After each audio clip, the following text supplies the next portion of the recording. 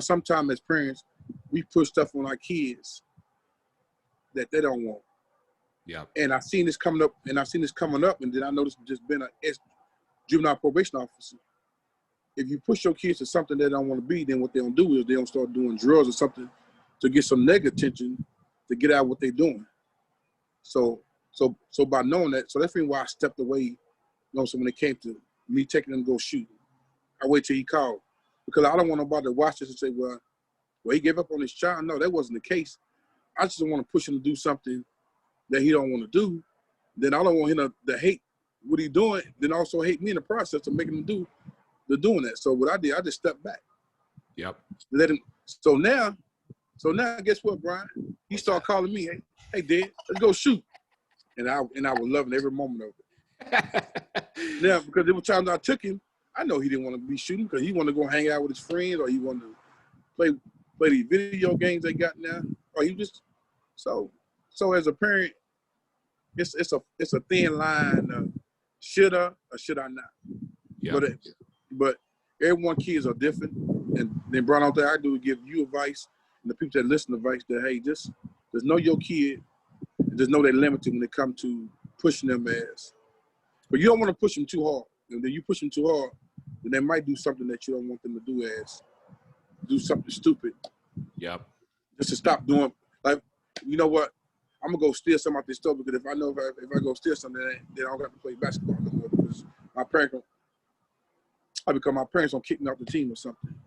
And you sure don't want that. So kids, man, it's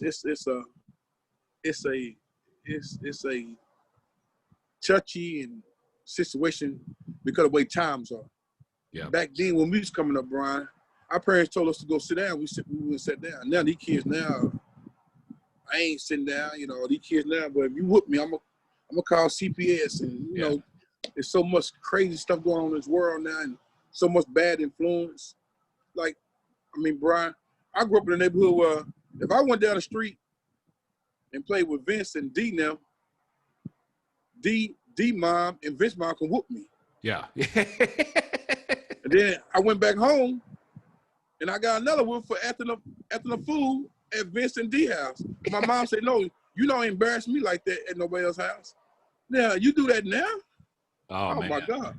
Yeah, that's right. That's right. Well, it used to be like where I grew up, you know, we wouldn't even lock our front doors. I lived kind of out in the country, but we all ran over to each other's house and we all jumped in each other's pools. And it seemed like it was a little bit of a safer, everybody was looking out for each other. And, you know, the moms were all looking out for the kid, all the different kids, not just their own kids. But I want to get back to something you said earlier in your comments about how I think we all know that some parents, and we kind of know it when they see it, they live through their own kids' sports. Like maybe they didn't have quite the sports that they wanted. And so now they're kind of living through their own sports. And you know, one of the things that I think about, I wasn't nearly as good of a basketball player as you were, but I was first team all district, made state finals, was on a very good team, went to playoffs 3 years, and then got to play with you guys for a year at A&M.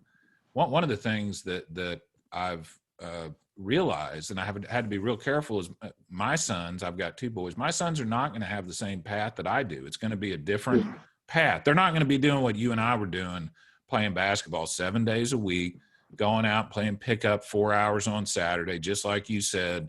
You know, if you don't keep the court, you're gone for 45 minutes.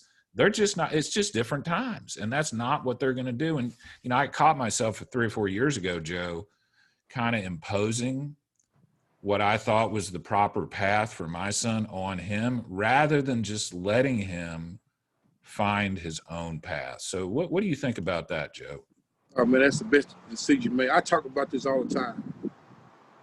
Man, there's so many fathers who live through their kids. Yeah. And I see it all the time. And every kid who has that type of father is never successful. I haven't seen one yet. Now, I haven't seen one yet because that father lives through that son and he's pushing that kid too much. Yep. And then, Brian, if you go back and look at it, most kids who are good, like when they're young, by 16, they junior year in high school, they senior, people didn't caught up with them. You know why? Because they already done. They already meet their peak. Yeah. But they started too early. Yep. That's why I advise people now, they be like, man, let your child enjoy basketball until they get around the 7th or 8th grade, then start training them. But when they 11 and 13, 14 years old, man, let them enjoy basketball. Yeah. So, but as that's a touchy subject with me because I see a lot of fathers live through their kids, and man, and them kids are very frustrated with that. Well, and so my favorite basketball player when I was younger was a guy named Rex Chapman, who was a guy that played at Kentucky. And, Rex Chapman played in the NBA. He was a phenomenal basketball player. His dad was a basketball coach, and his dad, I've heard stories about Rex would come home and he'd score 35 points, get 12 rebounds and 6 assists. And his dad would say, why'd you turn the ball over twice? That kind of stuff. Yeah, that's not good. And Rex ended up, I don't know if you know this, but after he got out of basketball, he ended up with a very bad drug problem. He was addicted to pills. Yeah. He got busted trying to steal computers out of an Apple store. He's since redeemed himself. Oh yeah. He's big on Twitter. And he's talked about I know. I see him on Twitter because I follow him because he be putting a lot of stuff about people getting hearing for the first time. Yeah. So he put a lot of stuff on this. It's positive on that. He's a great Twitter follower, but the point is once he was done with sports, because maybe partly because of the way his dad was to him, he kind of didn't have anything left, and he really struggled a lot. Now he's kind of turned it back around, and he's doing well. But the point, one of the things that I think about a lot, Joe, is our kids are not going to be playing sports the rest of their life, at least not organized sports. I mean, we're not, what are we doing here? We're not teaching them to be athletes for the rest of their life. We're teaching them to be good people. And so, I really worry sometimes. I see some of the parents, and there's only so much you can say to them that are just so hard on their kids. I just feel bad for the kids. And, I kind of look over at the dad, and I'm just thinking to myself, do you know what you sound like, man? What are you thinking over there, man? You're maybe your son will be the starting shortstop for 2 years on the high school baseball team, but he's going to resent you for the rest of his life because of the way you're acting towards him, right? Yeah. So now you are everything that you're saying, Brian. Is what I was saying earlier about. When I step back from Ramella. Yeah. As from training him and stuff like that, because I never wanted my son to feel. And not saying this in a negative way, but my son turned out to like Rex Chapman did that. So, man, my father did so much to me because I know some guys that I grew up with that turned out the same thing like Rex did.